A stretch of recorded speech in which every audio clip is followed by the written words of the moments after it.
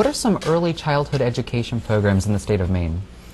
Well, one of the more important programs is what's called home visiting or parent coaching or family strengthening. This is a program where when a mom is pregnant during the prenatal period, often she can use home visiting services and dad.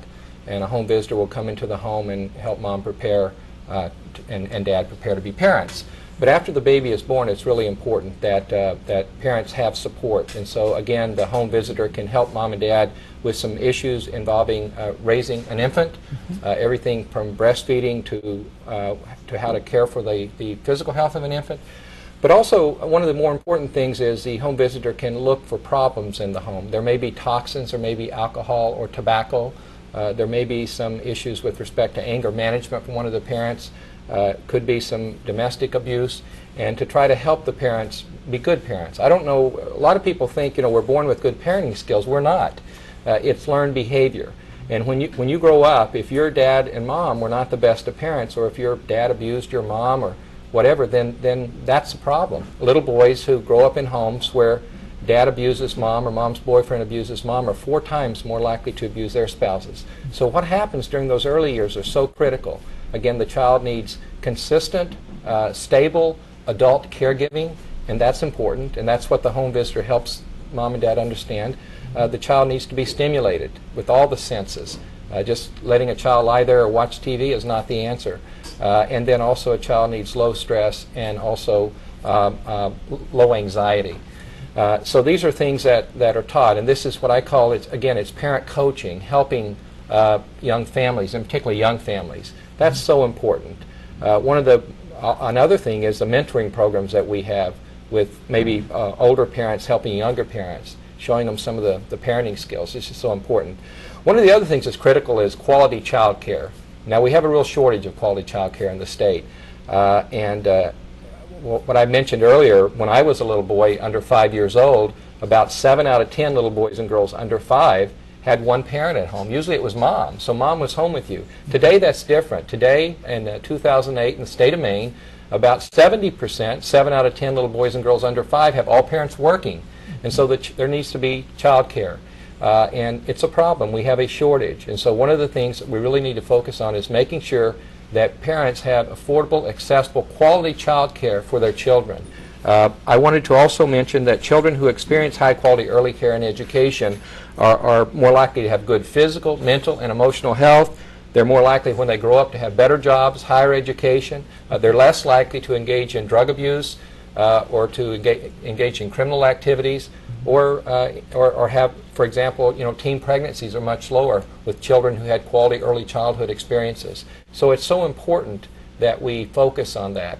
I wanted to show you a chart here. This shows here the child care situation in the state of Maine. Now, we only have about 13,500 babies born each year, Justin, in the state. Back in 1960, there were 22,000 babies born in Maine. So we've gone down. I mean, as you know, our population is stable. It's about 1.3 million.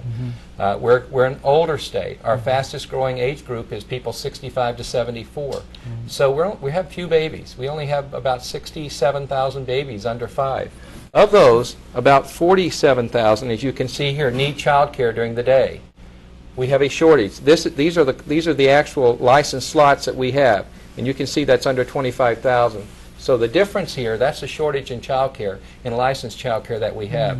So one of the things I think we really need to focus on is early care and education. It's one of the most important jobs of being an early child care educator.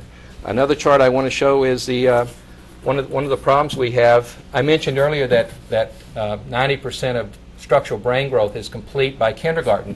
Well, this is a brain growth curve. That red curve is a brain growth curve. And as you can see, this is probably right here about age 5. These are the salaries. This is the college and the university professor salaries in Maine. It's a little over $60,000 a year with, for 9.5 months of instruction, and then good benefits, good retirement. This is for the K through 12 teachers, about $41,000 a year, same thing. And then you have the folks who work under the part of the curve where 90% of brain growth occurs. These are the early educators. The average salary in Maine is about $20,000. That's for 12 months, not 9.5. and hardly any benefits, and certainly no retirement plans. So I really think we ought to look at this. We need to really value early childhood care more highly.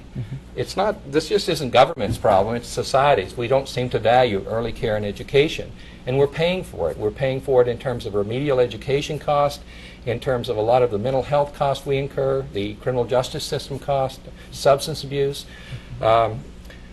I want to point out this, that about 5%, I talk to neurologists, physicians who deal with young babies, pediatric neurologists, and they tell me about 5% of the young children who are born in Maine have diagnosable neurological impairments at birth. Yet about 16% of our children in K through 12 schools are in special education classes. 5%, 16%. So something is happening or not happening during the hospital, door and the kindergarten door, and we really need to focus on that. That, by the way, the special ed cost, it's about 10% of our general fund budget. We're paying now about $300 million a year of state general fund money just for special education. And then we have the tens of millions of dollars for the other areas. Actually, I should say hundreds of millions of dollars in terms of the other areas of the remedial expenses that we're incurring. So it's terrifically important, early care and education. In my office, I see, we see the juvenile crime. We have 20 attorneys that do nothing but work in child protective services, work with young children. And then, of course, we have remedial education, mental health, substance abuse. All of these areas cost taxpayers a lot of money. So one of the best ways to reduce taxes is to reduce the need for all the spending. And we can do that, I believe, best by focusing on early care and education. Okay, in addition to early childhood education, you also believe that Maine's crime rate can be lowered through education. Can you explain your opinion on that? Well, sure. First of all, let me say a couple of statistics. I mentioned about little boys who watch their dads abuse mom are more likely to abuse their spouses. 80% of all violent offenders in prisons throughout this nation grew up in homes where there was domestic abuse.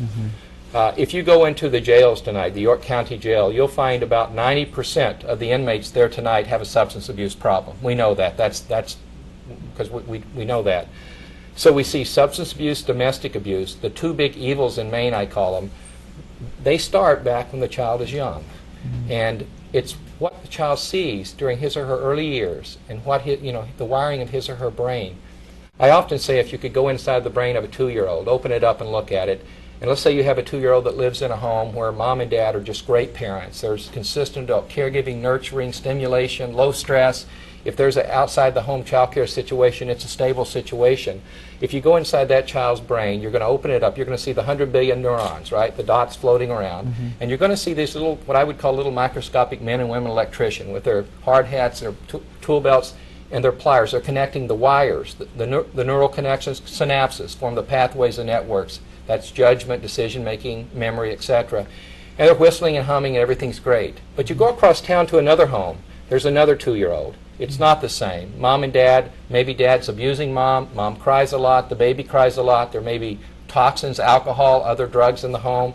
The out-of-the-home child care situation is different. It's not stable because there's financial problems. Maybe it's a different person keeping the child every week. That's high stress, that's high anxiety. If you go inside that child's brain, it's very different. You see the 100 billion neurons, you see electricians, but they're not singing, whistling, humming. Some are dead, some are sick, some are hiding, and those who are making wiring mistakes are doing a different kind of wiring. That child is being wired a different way.